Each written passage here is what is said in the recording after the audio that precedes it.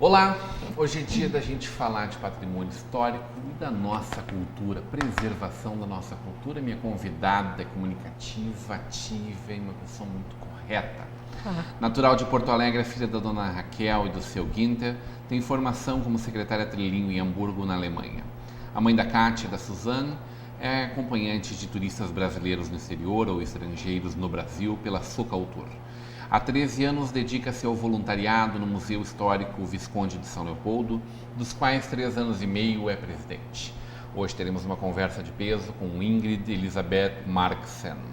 Seja muito bem-vinda, nossa presidente do nosso Museu Histórico Visconde de São Leopoldo, Ingrid Marxsen. Boa tarde e muito obrigada por essa oportunidade, a gente que se conheceu lá na São Leopoldo Fest, onde também a gente estava representando o museu esse ano num stand que valeu muito a pena também todos esses contatos, tanto é que aqui está o resultado de um deles. A gente gosta de falar de coisa boa, né, Ingrid? Sim, de preferência. O dia a dia não está muito fácil, hein? Não, fácil não é a mesma coisa que bom. Eu diria que coisa boa a gente tem que enxergar também as coisas boas. Né? Se chove eu tenho um guarda-chuva, isso é uma coisa boa. Né? A lavoura vai melhor. Só pode melhorar. Mas a gente tem que lembrar que está caindo água daí lá na casa da feitoria. E aí está caindo água lá na casa. Nós estamos assim bem trabalhando agora assiduamente em função da casa da feitoria, por causa do clima e por causa do estado da casa. Se a gente pensar bem, a casa era a Real Feitoria do Linho Cânhamo numa fazenda. Lá em 1700. A casa foi construída em 1788. Olha só. Qual casa ainda tem telhado até hoje? Pensa uma vez nas missões, ou pensa lá na Grécia. Qual prédio de 1700 ainda tem telhado? Todos eles são só parede. Mas a gente usou essa casa até há pouco. Ela foi escola municipal, e ela foi o nosso museu ainda até 2014, quando nós tivemos que interditar. Apesar de que ela tinha sido feito um restauro que só durou 3 anos. Então não adianta fazer um restauro tão original quanto possível, porque na verdade não é possível fazer original. Era uma casa, obviamente, portuguesa. Perfeito. Né? Lógico, não tinha alemães até lá. Os portugueses que trabalhavam ali, que eram escravizados, faziam cordas e cabos para os barcos.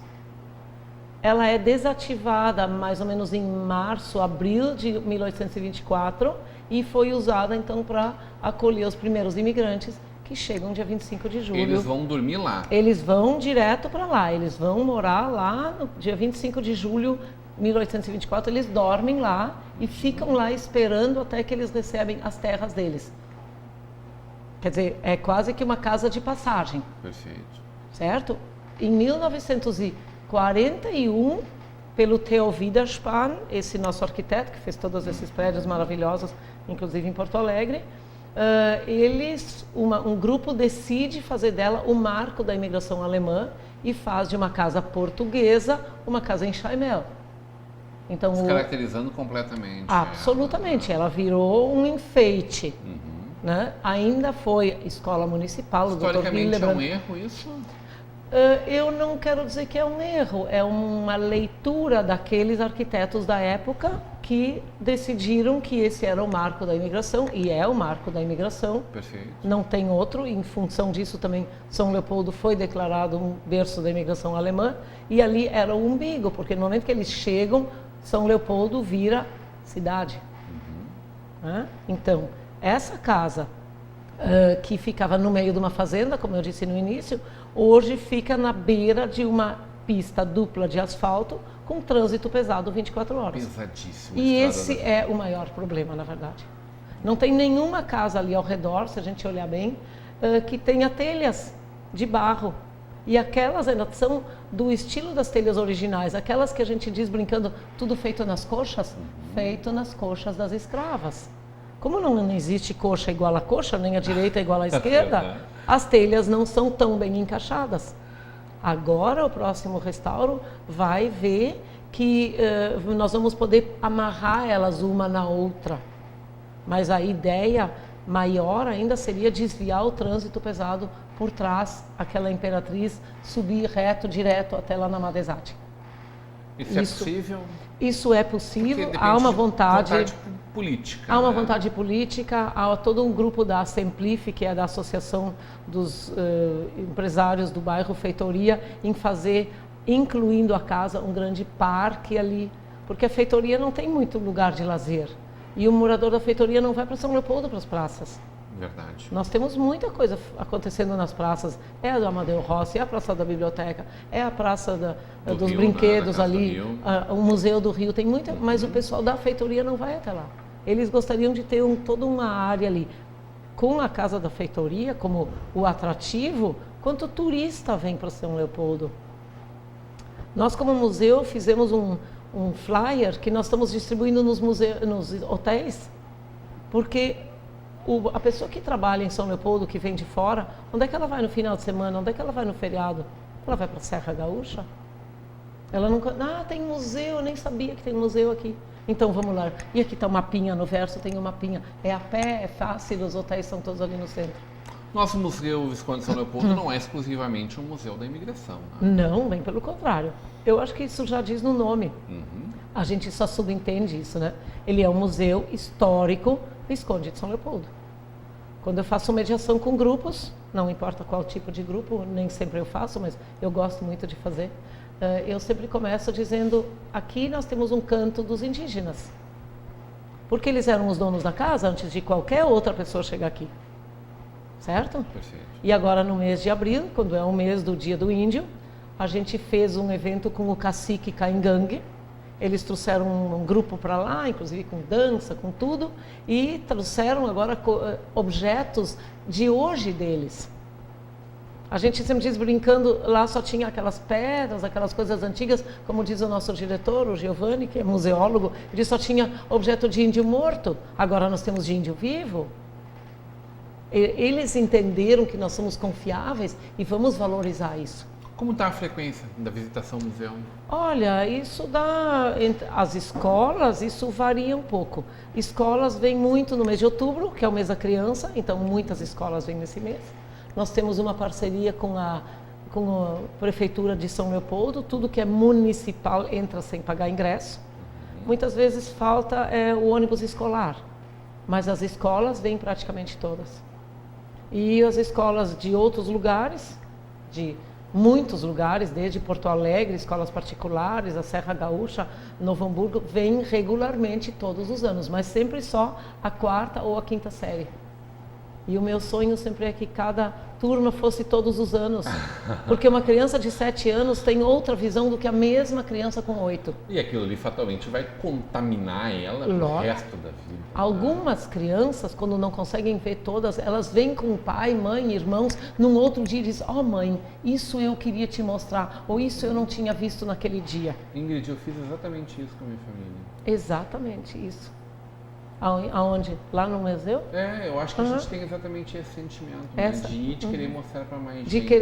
Exatamente. Por que a gente não segue com essa cultura depois de adulto? Por que no Brasil se vai muito pouco ao museu? Talvez porque os próprios museus não buscam muito. Mas eles não buscam por eles não fazerem um trabalho proativo ou por não serem tão convidativos muitas vezes? Não, eu acho que é uma questão mais do proativo. E se tem mais gente, tem mais ideias, e aí a gente também moderniza. Nós estamos falando há pouco dos indígenas, pois agora que é o mês da consciência negra, no dia 20, nós vamos ter um evento com mais de 100 pessoas lá. Eles vão trazer objetos de hoje, eles vão trazer um berimbau representando a música, eles vão trazer um turbante representando os trajes e vão trazer o que é da Oxum, que é a mesma que a Nossa Senhora da Conceição, que é a padroeira de São Leopoldo, num evento com dança, com canto, com música, com tudo. Isso é no dia 20, no Museu Histórico Visconde de São Leopoldo. É claro que o peso maior é a imigração alemã do que temos os objetos. Sim, foi hegemônica durante 2 séculos. Né? E começou assim. O professor Telmo Lauro Müller, quando fundou o museu, há 58 anos atrás, ele se deu conta de que os descendentes dos imigrantes estavam jogando as coisas no lixo. Ele disse, então me dá aqui. Aquela é uma xícara que não tem mais pires, aquela é uma coisa que não tem mais par, me dá aqui que eu vou guardar. E tem as coisas mais interessantes que a gente possa imaginar lá. Sabe, brincando, nós temos a última central telefônica daquela de uma telefonista. E quando eu tenho uma turma, eu pego o meu celular e ponho em cima e digo, olha aqui o que eu tenho hoje no bolso. É esse enorme armário. Só que aqui eu tenho muito mais. Eu tenho os instrumentos que estão à vista ali. Eu tenho máquinas fotográficas que nós temos expostas ali. Eu tenho toda a gráfica que nós temos exposta ali. Agora, eu tenho uma coisa aqui no meu celular que nós não temos no museu. Eu tenho uma agência de correio, porque qualquer carta eu envio e recebo. Tudo isso numa coisinha desse tamanho. Essa é a diferença. E as crianças babam, né? São Leopoldo curte seu museu? São Leopoldo curte esse museu, eu diria assim, a nível da nossa propaganda. O que nós curtimos muito são as parcerias. E nós fizemos parcerias com praticamente todas as universidades da nossa região, desde a FACAT até o La Salle, a UBRA, a Unicinos, Fevale, todos eles. Os alunos de História e de Museologia vêm fazer o seu estágio lá. Seu estágio curricular, seu estágio extracurricular, as suas horas complementares. E nós somos uma referência para pesquisadores, tanto da genealogia como de qualquer outra coisa.